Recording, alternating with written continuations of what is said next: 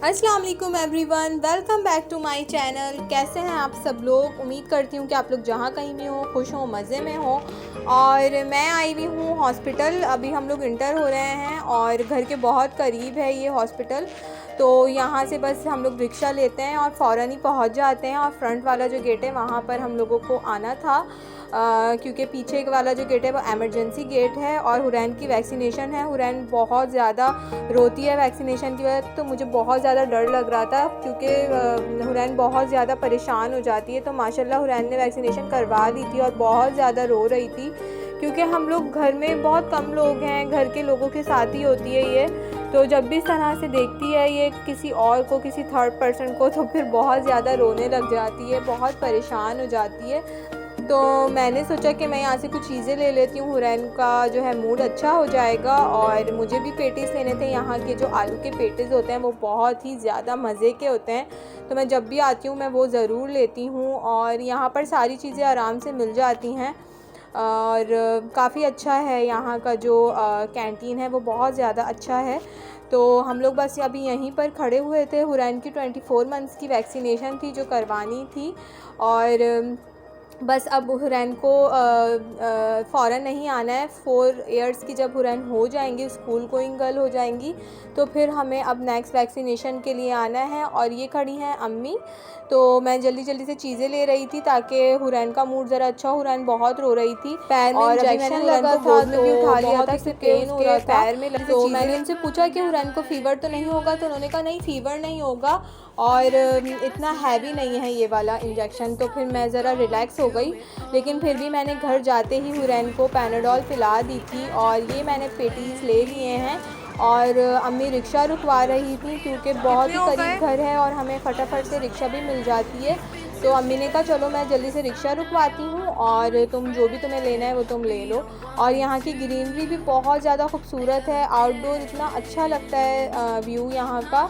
बहुत सारी फ्लावरिंग हुई हुई है, बहुत सारी जो है वो गार्डनिंग हुई हुई है, तो बहुत अच्छा लगता है यहाँ आकर यहाँ का।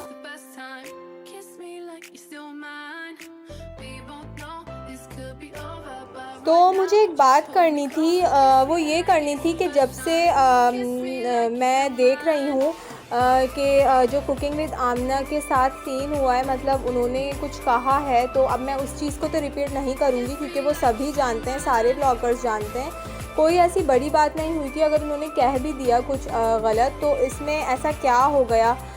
हर कोई वीडियोस बना रहा है कि किचन विद आमना ने तो ऐसा कर दिया है और वो तो बहुत बड़ी गुनहगार हैं, उन्होंने तो बहुत ही बुरा करा है, उन्होंने हमारी पाकिस्तान की शान में गुस्ताखी कर दी है। तो ऐसा कुछ भी नहीं है। अगर किसी से गलती हो जाती है, बल्कि हमसे ही गलती हो जाती है, तो हम यही एक्सपेक्ट करते हैं ना कि सामने वाला इंसान हमें माफ़ कर दे। तो फिर हम क्यों नहीं माफ़ करते हैं? हम क्यों इतनी ज़्यादा उन्हें बुरा फ़ील करवाते हैं? हम क्यों इतना लेट कर देते हैं उनको माफ़ करने में? तो वो इतनी अच्छी, वैसे भी बहुत अच्छी पर्सन है, दिल की भी बहुत साफ़ हैं और हमारे पाकिस्तान को इतनी अच्छी तरह से रिप्रेजेंट कर रही हैं, इतनी अच्छी मज़ेदार रेसिपीज़ वो बना रही हैं इतने सालों से। तो किसी की एक गलती की वजह से उन्हें सारी चीज़ें जो है वो नहीं भुला देनी चाहिए और एक गलती को पकड़ के नहीं बैठ जाना चाहिए कि ऐसा हो गया है तो वैसा हो गया है। तो प्लीज़ आप लोग उस चीज़ को ख़त्म करें। हम जितना अपने लाइफ से नेगेटिविटी निकालेंगे उतना ही हमारे लिए बेहतर है और दूसरे के लिए भी बेहतर है।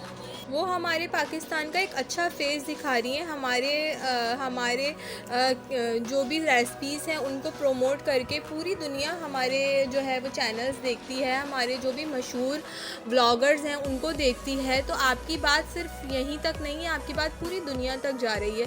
तो प्लीज़ नेगेटिविटी को ख़त्म करें और पॉजिटिविटी दिखाएं।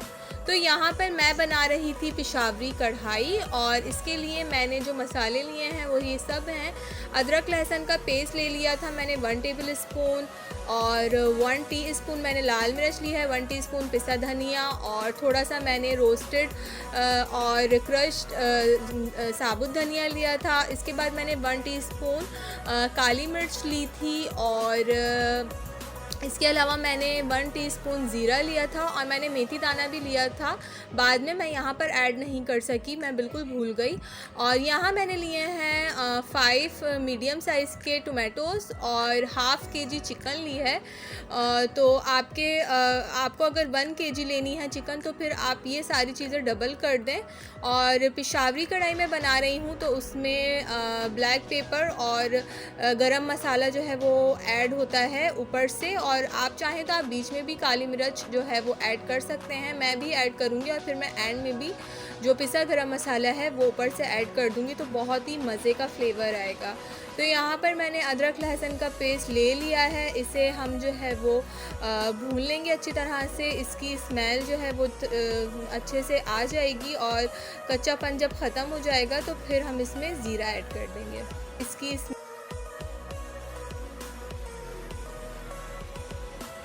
तो यहाँ पर मैं ज़ीरा ऐड कर रही हूँ और ज़ीरे को भी अच्छे से मैं भून लूँगी अदरक लहसुन के साथ। और बिल्कुल मीडियम फ्लेम पर जो है वो ज़ीरे को आपने और अदरक लहसुन को जो है वो पकाना है, वरना हमारा ज़ीरा जल भी जाएगा।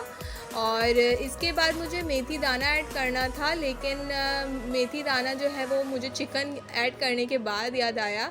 तो कोई बात नहीं, एक ही बात है, आप पहले ऐड करें या बाद में ऐड करें। वैसे भी बहुत ही प्यारी खुशबू आती है जब आप स्टार्टिंग में ही मेथी दाना ऐड कर देते हैं। तो यहाँ पर मैंने चिकन ऐड कर ली है। अब चिकन को मैं अच्छे से भून लूँगी। चिकन का जो भी कच्चापन है और वो अच्छे से जो है वो टेंडर हो जाए इतना भून लूँगी। और चिकन का जब रंग चेंज हो जाएगा थोड़ा सा तो फिर हम इसमें टोमेटोज़ ऐड कर देंगे।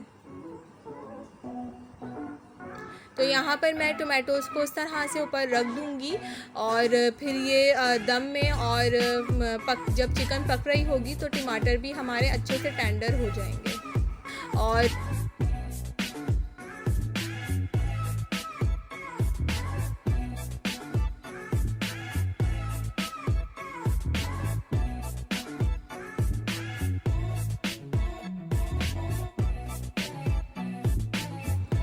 तो अब मैं सारे मसाले ऐड कर रही हूँ और चिकन के साथ सारी चीज़ों को अच्छे से भून लूँगी मैं।